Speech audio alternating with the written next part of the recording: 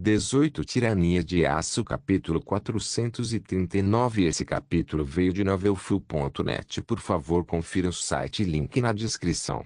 Notas. Esse capítulo foi patrocinado por Natália Rodrigues.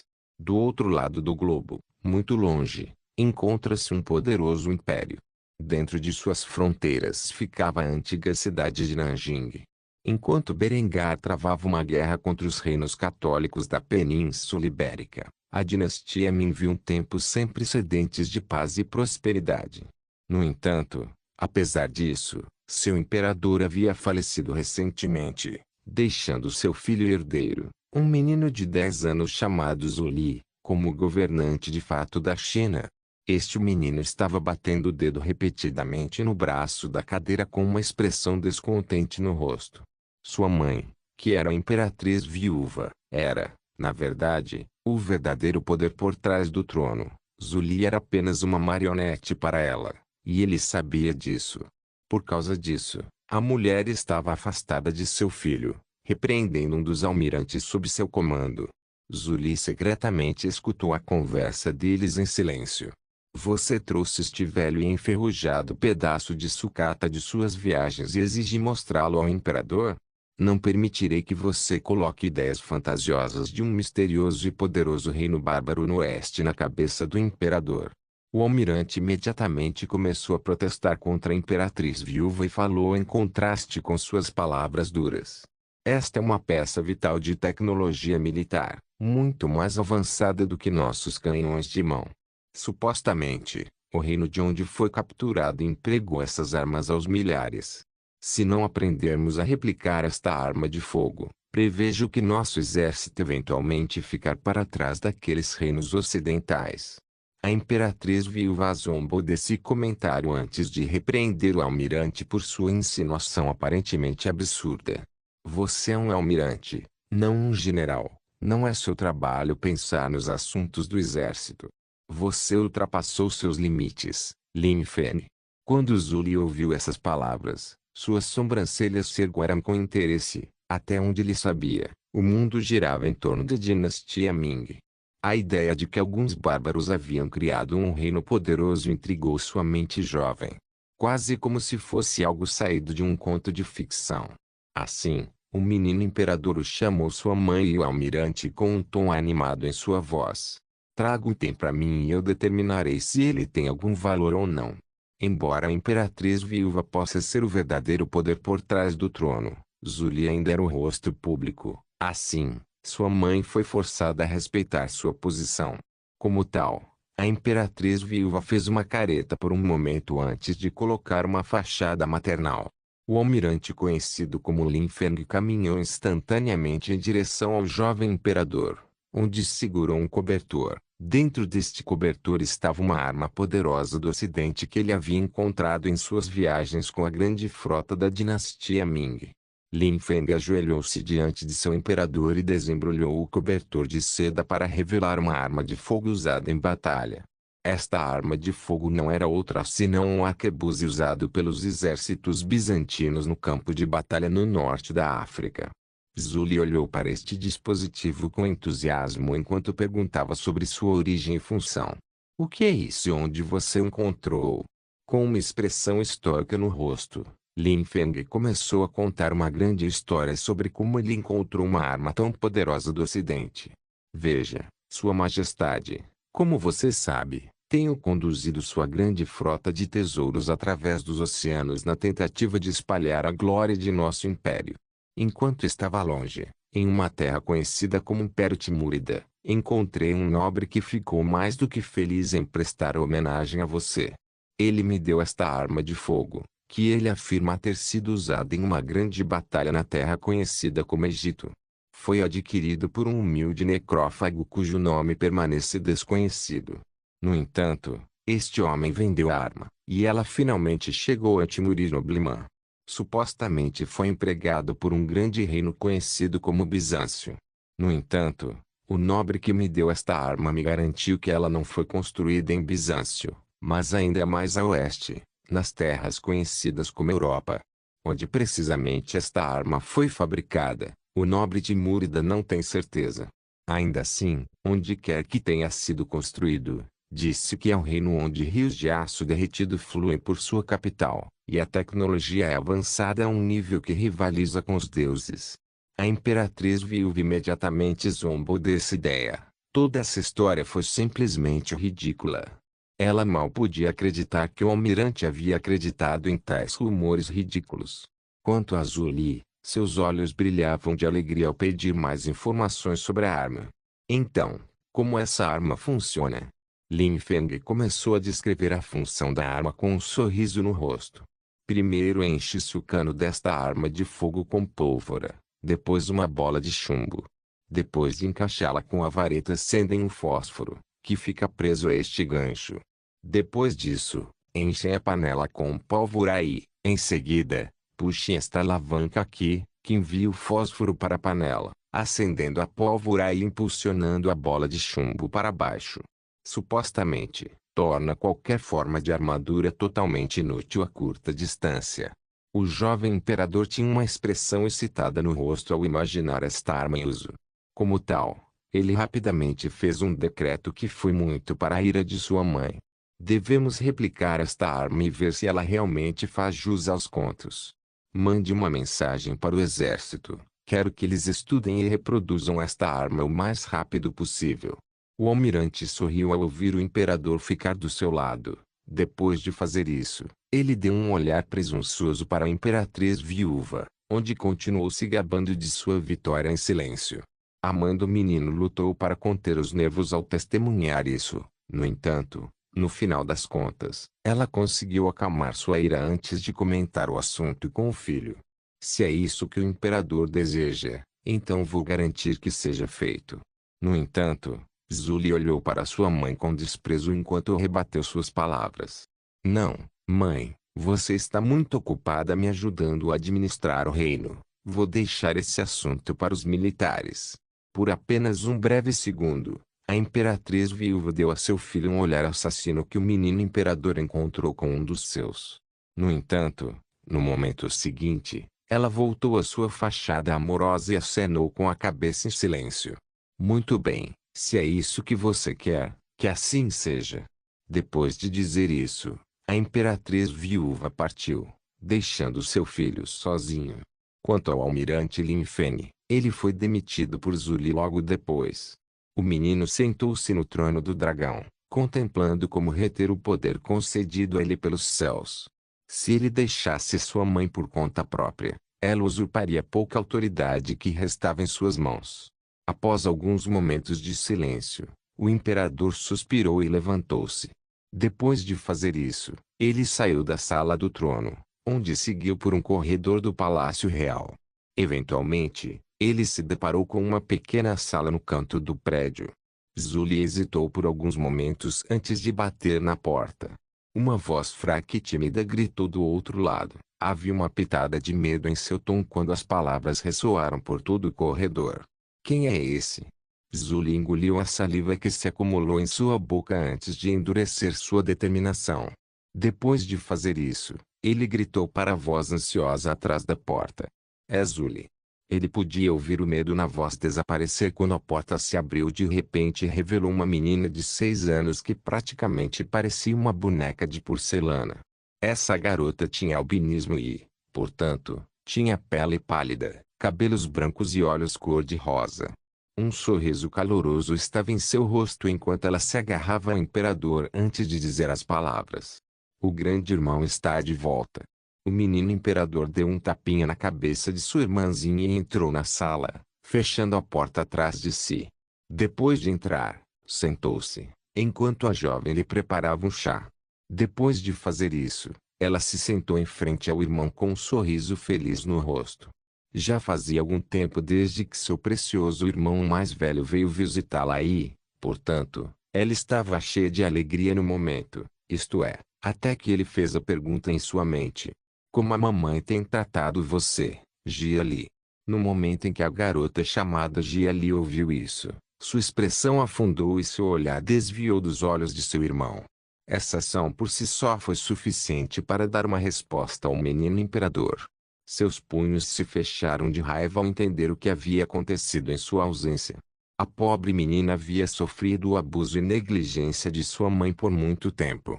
Ao ver que seu irmão estava com raiva, a garotinha conhecida como Giali agarrou sua mão com suas próprias duas patas delicadas e olhou para ele com um sorriso agridoce. Estou bem. Ao ouvir isso, Zuli não conseguiu mais conter as lágrimas em seus olhos e imediatamente se agarrou à sua irmãzinha antes de fazer um voto solene. Quando eu for mais velho e tiver retomado o poder do trono, prometo que farei aquela mulher pagar pelo que fez a você. A jovem tinha um sorriso amargo em seu rosto de boneca enquanto segurava seu irmão, confortando-o. Passaria bem mais de uma hora antes que o jovem imperador saísse do quarto de sua irmã. Quando ele fez isso, havia uma pitada de propósito recém-descoberto em seus olhos. Ele havia concluído que, se desejasse acabar com a tirania de sua mãe, precisaria do apoio do exército. Felizmente para ele, uma nova e poderosa invenção acabava de entrar em suas mãos. Sem saber, em virtude de fornecer armas a seus aliados, a influência de Berengário começou a se espalhar para o Extremo Oriente. Levaria algum tempo até que o futuro império de Berengário encontrasse a dinastia Ming. Quando finalmente acontecesse, haveria mudanças monumentais na linha do tempo que eram parcialmente resultado de sua interferência neste mundo. Tirania de Aço capítulo 440. O dia finalmente havia chegado. Berengário estava sentado na sela de couro preto de seu cavalo cujo nome era Glória. Em sua mão havia um cigarro de cânhamo que fumava para acalmar sua ansiedade. Atrás dele estava um exército de 50.000 homens que acabara de romper a fronteira portuguesa sem incidentes. O jovem rei austríaco estava vestido de maneira incomum. Ele não escolheu seu uniforme de campo diário enquanto liderava sua cavalaria. Em vez disso, ele usava o uniforme dos hussardos austríacos, baseado nos uniformes emitidos para os hussardos alemães durante a Grande Guerra de sua vida passada. No topo de sua cabeça havia um chapéu de pele, que em seu centro havia um ousado totenkopf estampado sobre ele. Este chapéu foi inspirado pelos lendários hussardos da cabeça da morte de sua vida passada e era o uniforme padrão de todos os hussardos nas fileiras de seu exército. Quanto às armas com as quais estavam equipados, um rifle G-22 pendurado nas costas e um sabre de cavalaria preso à cintura. Berengário foi fornecido de forma semelhante, totalmente preparado para entrar em combate com o inimigo onde quer que eles aparecessem. A maioria do exército era composta por infantaria granadina e bizantina. Quanto aos soldados austríacos, tudo o que restou na Península Ibérica foram duas brigadas, uma de cavalaria e outra de artilharia. Outras unidades que ainda existiam no campo eram soldados especializados embutidos atrás das linhas inimigas, avaliando com precisão as forças inimigas e suas posições. Enquanto Glória avançava, exibindo seu belo casaco vermelho, os strategos Paladius Angelus cavalgavam ao lado do rei austríaco. Ao contemplar a expressão ambiciosa no rosto de Berengário e da cavalaria austríaca, que exibia sua inerente sede de sangue, ele começou a citar as escrituras. E saiu outro cavalo que era vermelho, e foi dado poder ao que estava sentado sobre ele para tirar a paz da terra, e para que se matassem uns aos outros. E foi-lhe dada uma grande espada. Berengário refletiu sobre isso por um breve momento antes de rir. Ao fazê-lo, começou a fazer uma brincadeira com o velho general do leste. Você está insinuando que eu sou o cavaleiro da guerra? Paladius contemplou a cena do poderoso exército que se reuniu com um único propósito: destruir o reino de Portugal, e acenou com a cabeça com uma expressão estoica antes de expressar seus pensamentos sobre o assunto. Se o sapato servir. Essa resposta imediatamente fez Berengar rir ao olhar para trás, para seu exército. Ele levantou sua espada no ar e encorajou sua cavalaria com um comando sarcástico. Vocês ouviram isso, rapazes? Eu sou o cavaleiro da guerra. Portanto, garantam que nenhuma carne seja poupada. Os cavaleiros entre as fileiras de Berengário começaram a cair na gargalhada ao ouvir essa piada. Se o rei deles era os cavaleiros de guerra, isso significava que eles eram um exército de condenados. Quanto às tropas granadinas e bizantinas, tiveram uma resposta menos entusiástica ao senso de humor de Berengário. Afinal, Ao contrário dos soldados austríacos, esses homens eram muito supersticiosos e fiéis às suas crenças religiosas. Assim, eles se sentaram em silêncio enquanto oravam às suas respectivas divindades por perdão. Com uma hora de mau agouro, o exército da Tríplice Aliança marchou para o Reino de Portugal sem incidentes. Não demorou muito para o conflito começar. O exército de Berengar avançou tão rapidamente que pegou totalmente desprevenidos os bandos de bandidos que ocupavam as aldeias do sul de Portugal. No momento em que contemplaram o enorme exército no horizonte, os desertores e criminosos começaram a fugir para salvar suas vidas. No entanto, Berengar recusou-se a permitir que os homens recuassem. Como tal, ele tirou o rifle do ombro e soltou a trava de segurança enquanto mirava em um homem a cerca de 300 metros de distância. Ele silenciosamente apertou o gatilho, e o estrondo de seu rifle foi para baixo e atravessou as costas do criminoso em fuga. Sangue espirrou na terra, e o projétil perfurou a armadura do alvo hostil como se fosse manteiga antes de se enterrar na lama sangrenta abaixo. Com esta ação, Berengário deu sua ordem à cavalaria austríaca: mate todos eles.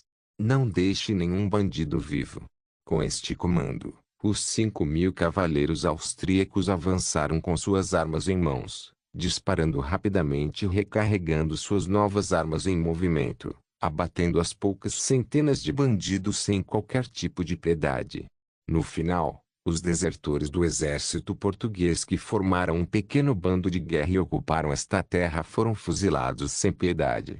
Quando Berengário entrou cavalgando na aldeia e contemplou seus cadáveres, ele cuspiu no cadáver de um dos homens mortos antes de comentar sobre o assunto. Nem vale seu peso em mijo.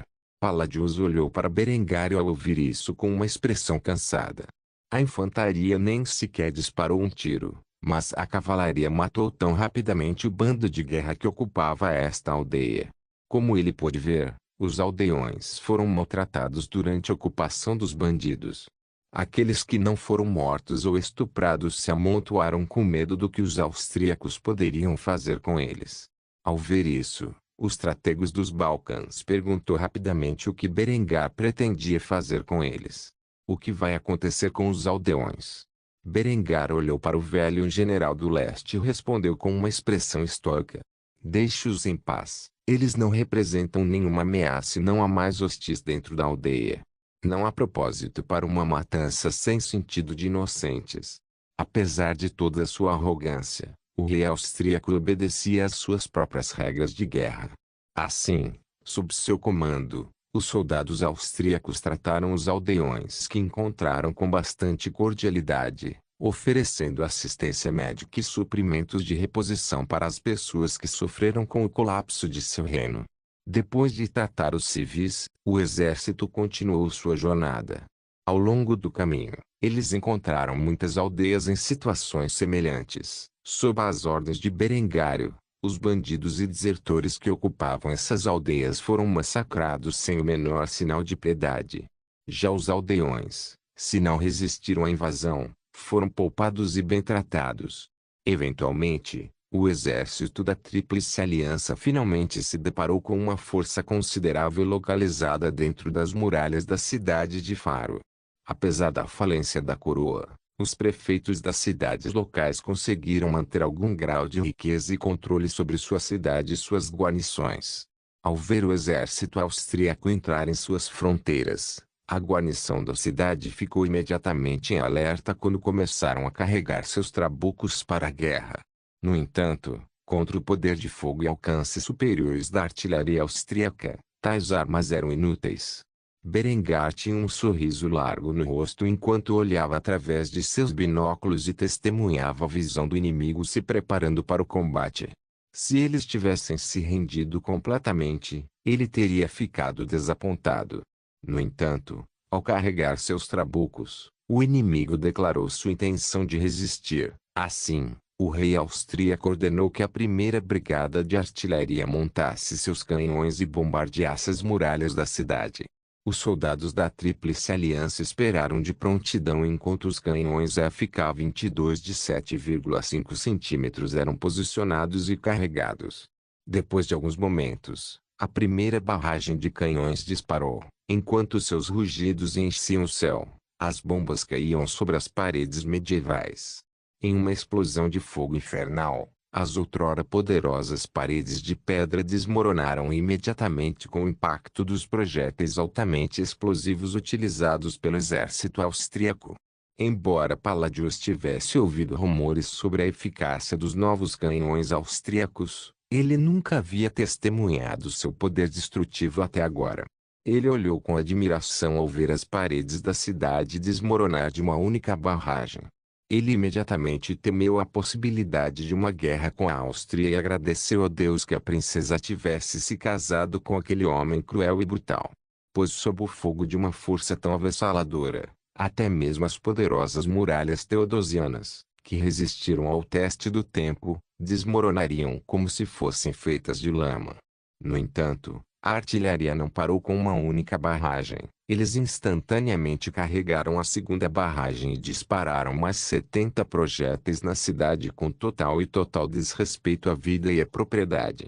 Berengar havia planejado suas próprias regras de guerra. Entre essas regras estava a estipulação de que seus soldados não tinham permissão para massacrar civis desarmados.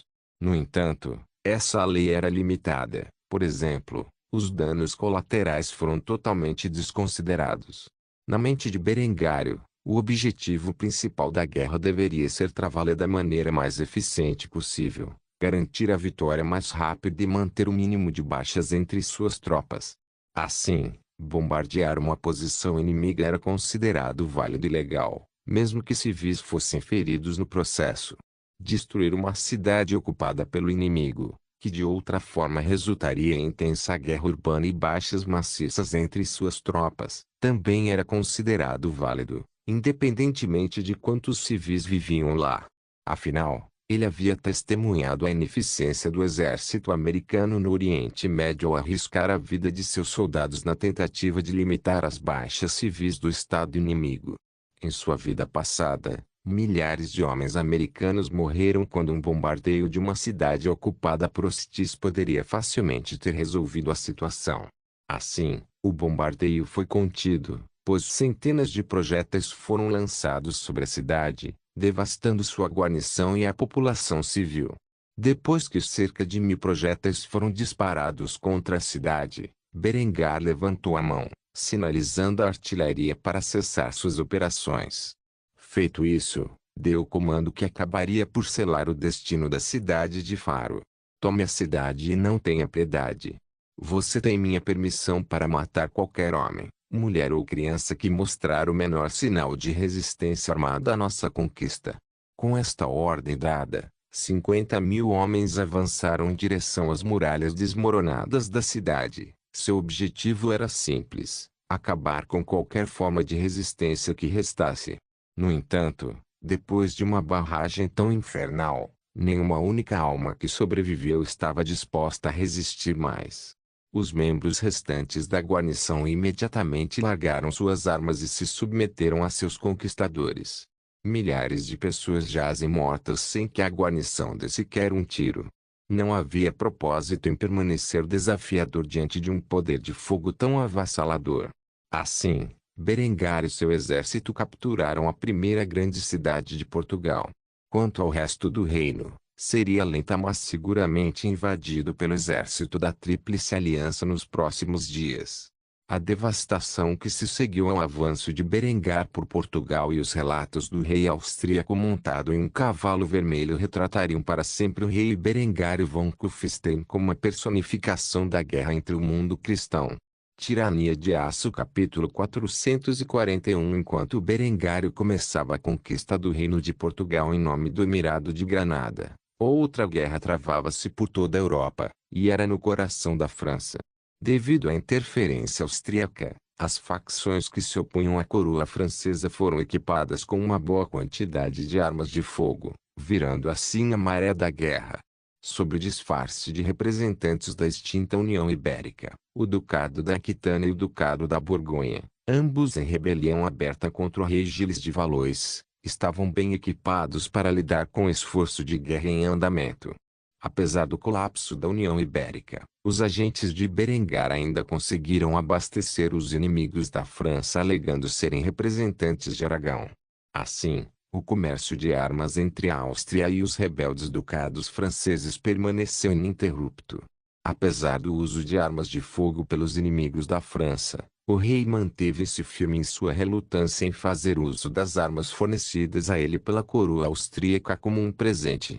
Pois, se o fizesse, sabia que o rei inglês sem dúvida usaria o escândalo para consolidar ainda mais sua reivindicação ao reino francês. Assim, o reino da França se viu em apuros e em um lugar difícil enquanto continuavam a travar uma guerra contra seus inimigos, tanto internos quanto externos.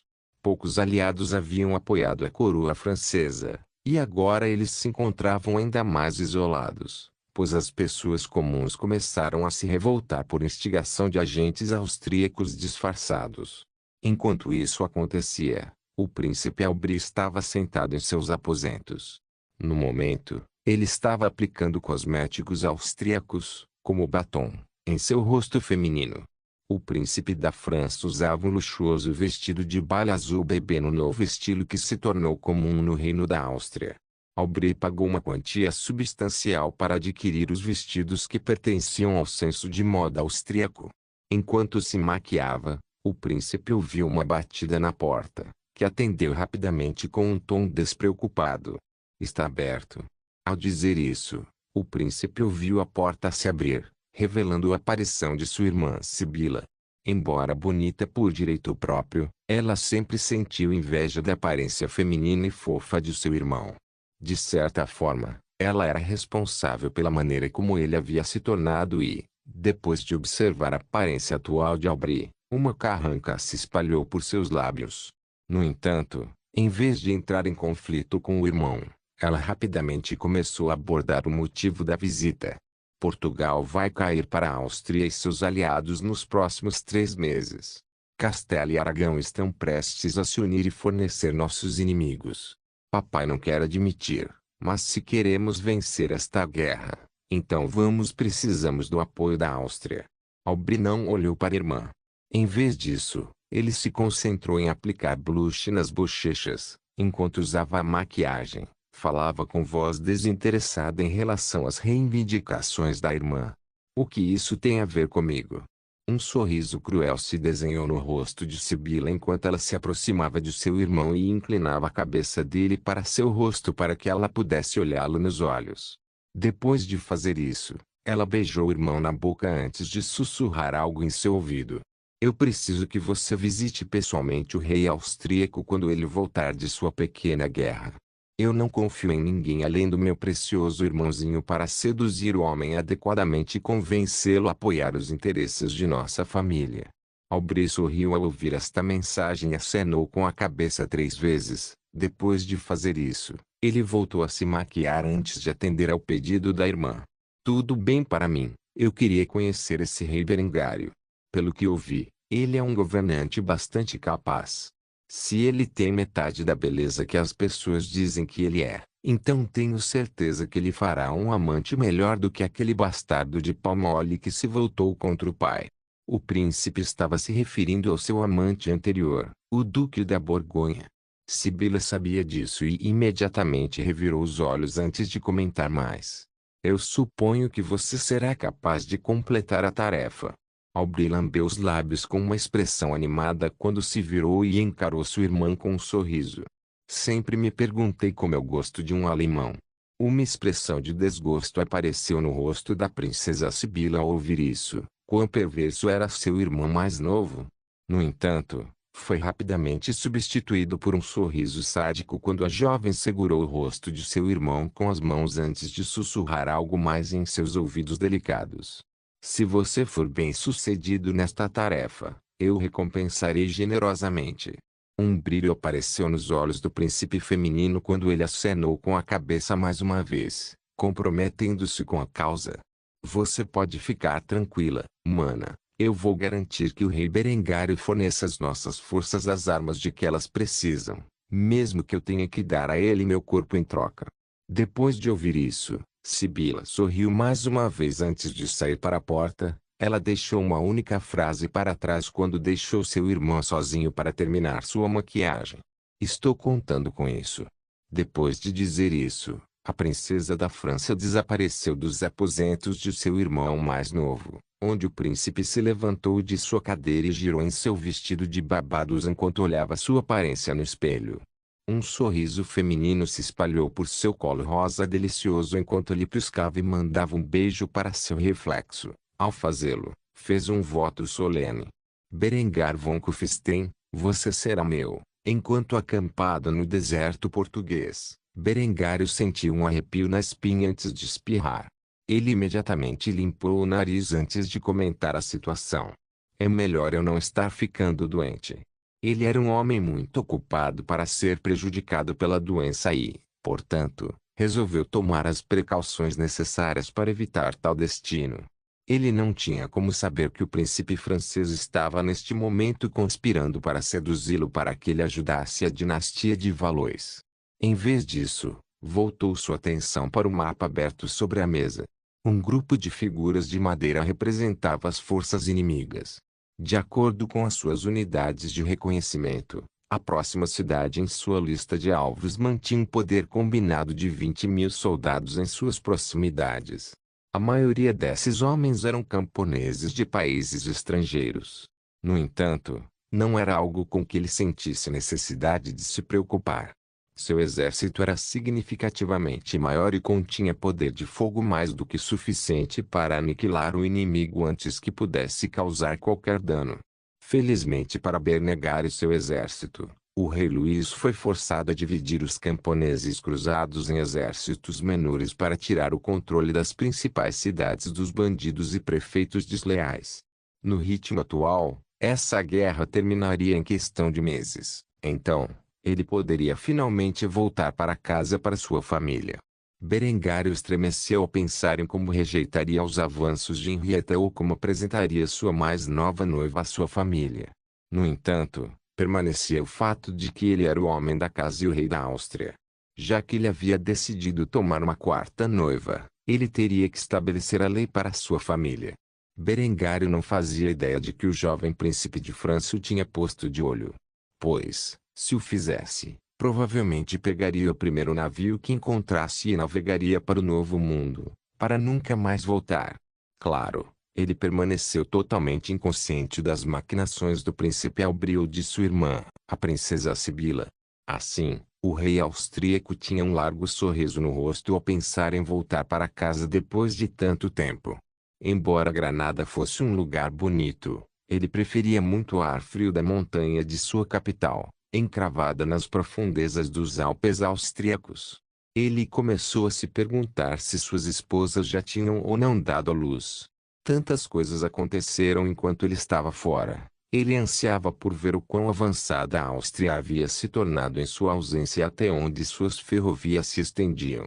Esses eram os pensamentos na mente do jovem monarca enquanto ele se sentava em seu acampamento, descansando durante a noite. Ao amanhecer do dia seguinte, ele e seu exército estariam em marcha mais uma vez, pois esta guerra estava longe de terminar.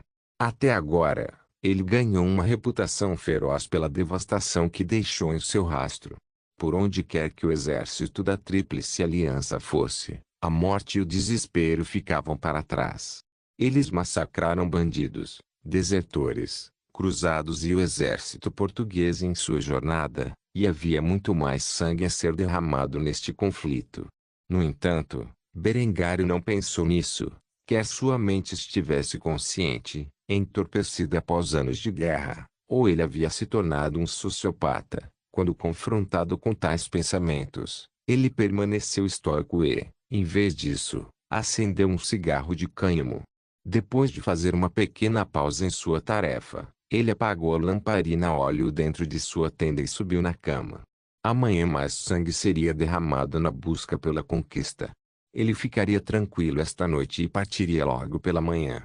Tirania de Aço capítulo 442. O som de tiros ecoava no ar enquanto os defensores da cidade de Lisboa seguravam desesperadamente o último homem. Apesar do número esmagador e do poder do inimigo que lutaram, eles continuaram a defender sua cidade contra os invasores bravamente. Passaram-se semanas desde que a Tríplice Aliança partiu pela primeira vez para o Reino de Portugal, e agora eles finalmente haviam violado a capital. Berengar montou a cavalo enquanto avançava pelas muralhas da cidade em ruínas, liderando o ataque da cavalaria com um rifle na mão. Ele rapidamente puxou o ferrolho de seu rifle antes de disparar a próxima rodada e apertar o gatilho, enviando o projétil para baixo e para o torso do alvo. O poder da bala de 8 milímetros explodiu o peitoral do soldado e abriu caminho através de suas entranhas, espalhando o que restava de seus órgãos internos nas paredes de pedra da cidade. Enquanto a cavalaria austríaca bateu qualquer homem tolo o suficiente para se aproximar, eles foram flanqueados pela infantaria granadina e bizantina, que dispararam seus mosquetes para a briga e se chocaram contra o inimigo com suas baionetas. Apesar de uma barragem de artilharia infernal que levou a cidade à ruína, os sobreviventes defensores de Lisboa recusaram-se a entregar as armas. Em vez disso, eles lutaram com toda a intenção de salvar seu reino moribundo. Esses homens não recebiam há meses e estavam mal equipados. No entanto, eles reuniram sua coragem com determinação feroz e lutaram contra os invasores. No entanto, contra números esmagadores e poder de fogo, havia muito que eles podiam fazer. Assim, a batalha começou a mudar a favor da Tríplice Aliança quanto mais tempo durava. Berengar continuou a disparar sua arma contra as linhas inimigas. Cada tiro disparado conseguia entrar no corpo do alvo, ceifando sua vida no processo. Depois de disparar o quinto tiro de seu rifle de ferrolho, ele rapidamente recuperou um clipe de stripper completo de seu equipamento de teia, onde começou a carregar sua arma. Depois de garantir que todos os 5 cartuchos entraram no carregador embutido, ele fechou o ferrolho antes de levantar a arma e atirar em mais alvos. Enquanto os mosquetes utilizados por seus aliados golpeavam as defesas improvisadas da guarnição hostil, o verdadeiro poder de penetração veio dos 5.000 cavaleiros armados com rifles de ferrolho superiores. Os homens que estavam dispostos a desperdiçar suas vidas em uma tentativa tola de resistir à invasão de sua cidade foram cortados como trigo pela foice. Quando o bloqueio que foi estabelecido para impedir o avanço da Tríplice Aliança desmoronou, Berengar forçou seu cavalo, cujo nome era Glory Forward, a pular sobre as pilhas de cadáveres e avançar ainda mais para a cidade. Os cavaleiros ao seu lado cavalgaram pelos caminhos estreitos da cidade enquanto atiravam em qualquer homem que ainda portasse armas. Os soldados granadinos e bizantinos seguiram atrás, abrindo fogo contra qualquer soldado que ainda estivesse em seu caminho. Eventualmente, a enorme horda seguiu para o castelo da cidade, onde pretendiam arrastar o rei português para fora de seu esconderijo e forçá-lo a entregar seu reino a Granada. No entanto, quando Berengar e seus homens chegaram ao castelo da cidade, encontraram-no completamente desocupado. Os portões estavam escancarados como se recebessem os soldados da Tríplice Aliança na sede do poder português. Berengar foi cauteloso com esta cena e imediatamente ordenou que uma unidade de infantaria entrasse e limpasse o prédio. Vá em frente e limpe o prédio. Quero o rei Luís arrastado diante de mim dentro de uma hora. Ao ouvir as ordens do comandante aliado, as tropas granadinas e bizantinas saudaram o jovem rei austríaco antes de entrar no castelo. Ao fazê-lo, Berengário sentou-se com Paladius, que comentou sobre a estranha situação. Acho que o rei de Portugal há muito fugiu da cidade e abandonou seu povo. Ele provavelmente está marchando para o norte enquanto falamos com a cidade do Porto. Berengário olhou para o castelo aberto com uma expressão descontente. Desde que os soldados entraram no prédio, nenhum som de conflito ocorreu. O que Paladius disse estava começando a parecer a realidade que ele enfrentava. Em pouco tempo, os soldados que entraram no interior da grande estrutura fortificada saíram com expressões nervosas. Não havia uma única alma viva dentro do castelo. Tampouco havia qualquer sinal dos corpos da família real. Foi como Paladius havia dito, eles haviam fugido da cidade há muito tempo. Depois de ouvir esse relatório, Berengário bateu o pé em fúria e praguejou em sua língua nativa. Foda-se. Esse desgraçado está determinado a fazer essa guerra durar o máximo possível, não é? Depois de desabafar suas frustrações, Berengário deu seu decreto sobre como lidar com a cidade. A família real se foi. Eles deixaram para trás a cidade para nós saquearmos. Eu digo para aproveitarmos, saquearmos tudo de valor. Iremos perseguir o covarde rei de Portugal assim que estivermos satisfeitos. Depois de dar esta ordem, o exército granadino e bizantino começou a destruir a cidade, procurando cada peça de prata ou ouro que pudessem encontrar.